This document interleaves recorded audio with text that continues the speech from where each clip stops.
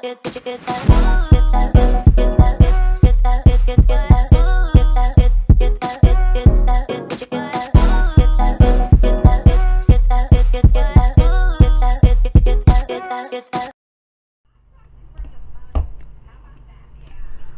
up, YouTube? This is Rebecca the Diva coming at you with another video. Before I get into this video, if you are new, welcome to my channel. I'm Rebecca. Please don't forget to join this channel if you have not already done so.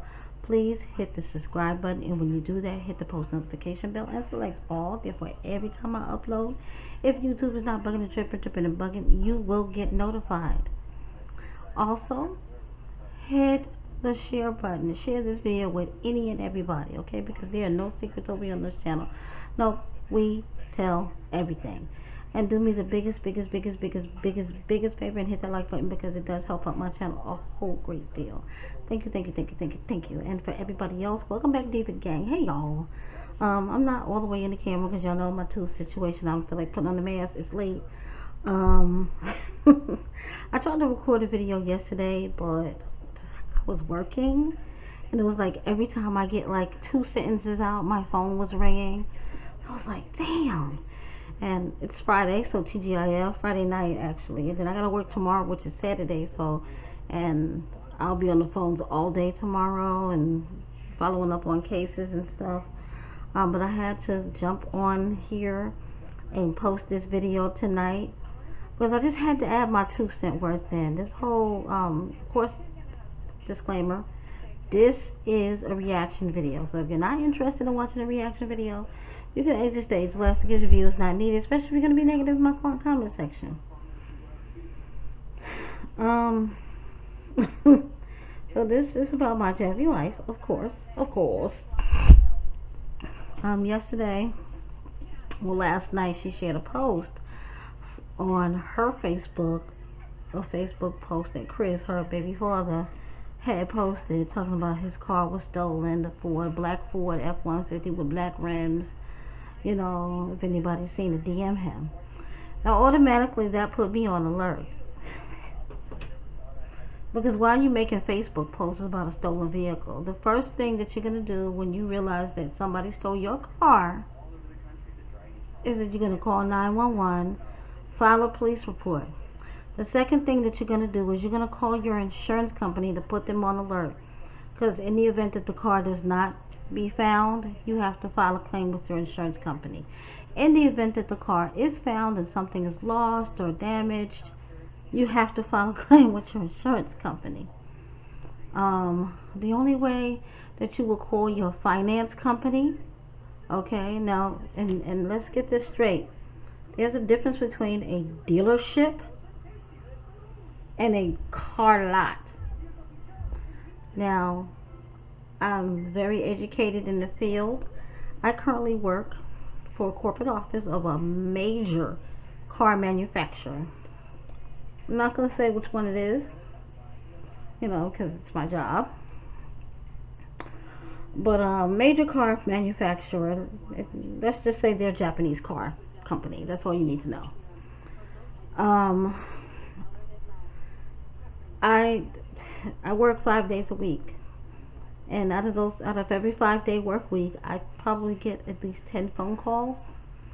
Number one, of people asking, hey, we called the dealer, they said to call you guys, my vehicle's stolen, or boyfriend took off with my car, my girlfriend took off with my car, my husband took off, whatever the case may be, can't find the vehicle. Now, with my company, they do give you, with some of the newer models, the 2019, 20, 21, 22s, do come with the app, where you can access the app from your cellular device, and it allows you to track your vehicle. I think it only tracks it so far, but people call us, oh yeah, my car's stolen, can you track my vehicle? No, we don't track vehicles. You know, number one, with the corporate office, we don't do that.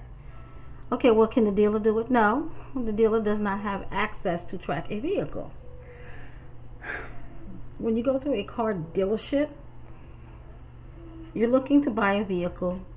If you don't have the cash to pay outright, okay, which people do buy vehicles cash, and I mean vehicles all cash. Like, I had a customer today call in. She was mad because she bought a vehicle 2022, and she got the vehicle. She said she bought the vehicle last week Saturday, got the vehicle home, and she was washing the car, and she noticed that she had some leaves or something on top of the roof. So she kind of like stood up, she says, to like spray the top of the car, and she noticed there were scratches on the roof of the vehicle. And she was going off because she said she paid $44,000, for the vehicle. She said she wrote them a check outright. So people do buy expensive brand new cars and pay cash for them. It is a thing. How the fuck these people got this money and this inflation that we going through? Who the hell knows? But anyways, so when you go to the car dealer, they're gonna run your name, within the credit system, and see, what bank or finance company is gonna fit your criteria to finance you for a vehicle. And let's just say I went to okay, I'm gonna get a Range Rover. So let's just say I went to Range Rover, and they put my name in the system, and they ran it with Wells Fargo, B of A, let's say Capital One, Navy Federal, and a credit union. So let's just say I came back with a loan offer from Capital One. I signed all the paperwork. Let's say I put $5,000 down on that vehicle. Cross all the T's, dot all the I's. The moment I drive that vehicle off the lot, I no longer deal with that dealer when it comes to anything. You have 3 days, and this is for most states. You have 3 days to return a vehicle in any state, I believe. Past that 3 days, 3 business days. So if I went, today is Friday, and if I go tomorrow and buy a vehicle, I have 3 business days. So I have until next week, Wednesday, to return that vehicle if I do not want it or I want to exchange it for something else. Past that 3 days, you're done, you're stuck. So anything goes wrong with the vehicle, you scratched it, something needs to be fixed on it, it has to be done underneath the warranty. So boom, we get that part. The dealer is done with the finance part of it. You deal with your finance company only. You're making your payments to your finance company. In the event that you don't get you miss your payments, the finance company will alert whatever tow service that they work with, and they will put out a bolo on your vehicle. And normally it's 3 months, which sounds about right. Tax time was when, around March, Jazzman was spending all this money. April, May, June, 3 months. They probably put the money down on the vehicles, didn't make any payments. Remember, Jazzman lives in a house, so 9 times out of 10, she might pay for her vehicle, and his is just up in the air. She do live in a house. She does have a garage. He probably parks his vehicle when he's home in the garage, okay? And she parks hers probably outside because, she's paying her car note, so it is what it is. So that's the dealership. Now, when you buy a vehicle at a mom and pop car lot, that's a whole horse of a different story, because 9 times out of 10, most of those places are buy here, pay here. Now, I've never worked for a car lot, but I've dealt with them a lot due to being in a relationship with my kid's father, the youngest kid's dad. We went through a lot of cars, because most vehicles that come from car lots are pieces of shit. And they're not worth the money that they're selling them for. But when you have bad credit and limited income, and you go there with $2,000, you can probably walk off the lot with anything you fucking want. So that's how I have the experience with that. So boom, fine. She she purchased those vehicles from a car lot, okay? Financed through the car lot, put down so much money for both vehicles. Even though it's 2 vehicles, you have 2 separate loans for the vehicles, Okay, they're two totally different vehicles. She probably financed one in her name and one in his name. Boom. Cool, cool, cool. Not a problem. You miss payments, they're calling you, blah, blah, blah, blah, blah. Yes, they will send a tow truck after you to recover the vehicle. A lot of people don't know this, but a lot of car lots have something installed in the vehicle called a kill switch, where they can remotely turn on and off your vehicle. So let's just say you're 2 months behind. They flick that kill switch remotely, your engine will not start. And there's nothing that you can do to start the vehicle unless you know somebody who's a mechanic and who would know exactly where that kill switch is located. But you would have to make your payment to your vehicle. That payment would have to clear to the car lot. That payment would have to clear, and then they would remotely turn your vehicle back on. The second thing that most car lots do is put tracking devices, GPS devices, on their vehicles. And that's why I say I work for a car manufacturer, work for a corporate office. I have so many phone calls of people calling in, yeah, my car was stolen, can you track the vehicle? No ma'am, no sir, we cannot. Okay, if the police called you, can you track the vehicle? I've had police officers call me. Yeah, we recovered a stolen vehicle. The VIN is not coming back to such and such. If we give you the VIN, can you track and see who this belongs to? No. Unless you have a court order. No. I don't care if the president called. No. So, she bought the shit from Buy Here, Pay Here. I believe he was not at home. And he was probably off with his real girlfriend at her house. And the GPS pinged it and the tow truck went and picked it up. The whole story about the key, because people were asking Jazzman basically, okay, did he leave his keys in the car? That he got so aggressive and hostile and yelling and screaming. So no, he didn't leave the fucking keys in the car. He told Jazzman probably that he left the keys in the car or he lost the keys. You know, he's telling her that. Wanna know why? Because he was somewhere where he was not supposed to be. And like I said, normally either he's probably out somewhere where he's watching the car, or if he's at home with her, the car is probably parked in the garage. Like I said, I done played this game 1,000 times. Baby Daddy number 2 was famous for not paying for vehicles. And I'm not going to sit up here and lie and say, no, I didn't help him pay for vehicles. If I had the money, then yeah, I would make sure the vehicle got paid for. On the fact of it is that, you know, y'all know I don't drive. I don't have a license or whatever. Don't know how to drive from New York City. So I depended on him and his vehicles to get me and the kids around. So of course I'm going to make sure the car note paid. I'm going to make sure insurance paid. I'm going to make sure all of that is paid if he can't do it. I'm just that type of female. Or I was that type of female. I'm not helping nobody do shit now. My own kids' cars can got repoed, and I'm not like, girl, bye. So no, we're not doing that. So the stories that her and her boyfriend are telling are not matching up. They're not adding up. There's holes all through the stories.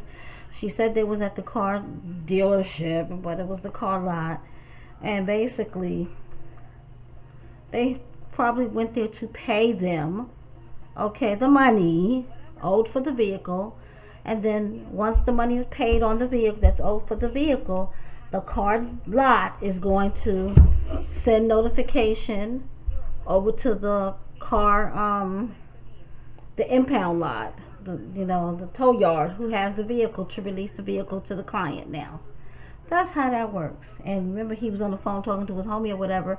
I was talking about, he told them to add the payment, the tow fee basically, to his payments. So they went and they paid, and so the tow fee, they probably didn't have enough money to pay the tow yard, so the car lot is going to add that tow fee to next month's payment. That's how that's working. Because remember, the car lot is the tow yard is contracted by the car lot. So they'll pay them, and then Jazzman will just have to pay the car lot extra money to get on that tow fee. That's how that's gonna work. To the T, trust me. Like I said, I'm an expert in this. Then I had a lot of cars repo with baby daddy number 2. Currently working for a car manufacturer, and I get calls like this, like I say, every single week. You know, my thing is, where Jazzman went wrong, it was no need to share that post. Nobody really fucking cared whether your nigga can't pay his car note. Jazzman, we don't care. It was unimportant. And then you got all up in your feelings and mad because, number one, your boyfriend yelling and screaming, making you look dumb. Because at this point, why is you even on live? Like he said, I don't even know why you went live. Like, everything is not meant for content. If you press for money, go get a job. Like, ma'am, you're dumb. You know, with them made up cockamamie stories. Like, it just doesn't make sense. The lies that she tells, it just doesn't. But we gonna wait and see what tomorrow holds. She basically said that he's back in his vehicle and she making reels and stuff, being all smart and stuff. Talking about, who are you? Blah, blah, blah, blah, blah, blah. Now she sound like fucking Olivia. Like, girl, get a life. And if y'all broke, say that. You know, because what was going on and what was happening was probably she was probably dependent on him to pay his car note. She'll probably pay the insurance, and he wasn't paying the car note. Been there, done that. Baby daddy number 2. The car note was always behind. One car we had in specific, it was a Chevy Suburban, and we bought the vehicle in California, but we moved to Arizona. So the vehicle, you know, like, California at one time we got behind on the car note, and California did at one point send a tow people company to come get the vehicle. And number one, it was parked in our driveway, and the moment the tow truck had set foot on the property, my baby father pulled out his you know, pew pew, and threatened to shoot the man, which in the state of Arizona, it's an open carry state. So the moment you stepped on our property, you know, you ain't getting this vehicle, homie. And oh boy ran away and never came back. Another guy came, same scenario. He called the police. The police was like, this is this man's property. You can't, the car is in the driveway on his property. If you come on his property without him authorizing, he can blow you away, and there's nothing you can do about it. So he never came back. And then finally, I was able to catch up with the car payments. The one thing I trusted my baby father to do was pay the car insurance. One day, he was chilling with the homies. I think I was pregnant. Was I pregnant? No, I had already had my baby, my youngest one. So he chilling with the homie. They all fucking fucked up, drunk, high as fuck. And they went to go get more liquor, and it was like a car full of niggas. And one nigga was like, turn right here at the plaza where the grocery store was. And baby daddy turned and he hit like a big pillar, fucked the Suburban up. So I'm like, you know, one of the dudes that he was with, his wife had came, knocked on the door. Yo, you gotta come. Your husband's bugging. I was like, oh, what happened? He crashed your car. I was like, he crashed what car? She said, girl, he crashed your car. I was like, no, the fuck he didn't. I go there and I was like, okay, so we'll call the insurance in the morning. Baby, I didn't pay the insurance. I was like, what? I cussed this nigga out, called him all kind of names. He tried to attack me. It took like 5 big niggas to hold this nigga from trying to beat my ass because I was going off on him. But no. The math ain't math in Jazzman. 1 and 1 is not 2. 2 and 2 is not 4. And you and your baby daddy are mad fucking dumb. Period. Like, he all frustrated and mad. But that's what happens when you a big boy and you don't pay your bills. You depending on slow ass Jazzman to pay all the bills. She can't do that by herself. She trying though like a mug. She remind me of my ex-best friend Keisha. Keisha was struggling. She's probably still fucking struggling paying her car note, her boyfriend's car note, all the insurance, the rent by herself, lights by herself, taking care of her 4 kids, taking care of any kid that he got. Like, I don't see how bitches can do it. Because I'm being honest, I'm a selfish ass bitch. Now, I will hold my baby fathers down. When I was with them, I will hold these niggas down. I'm not even gonna fucking lie. But to a certain extent. You know what I mean? And the nigga that I'm with now, I don't have that problem. He has his own money. You know, he works a 9 to 5. He's an entrepreneur just like me.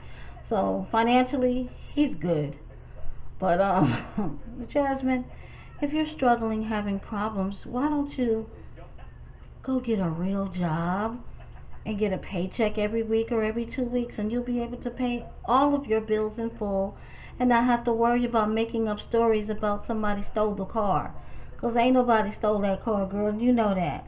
And the story that he came back to the car with telling you, sitting up there looking at him like, nigga who? Nigga what?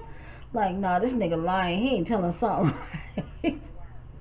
She was looking dumb and lost as fuck. Like,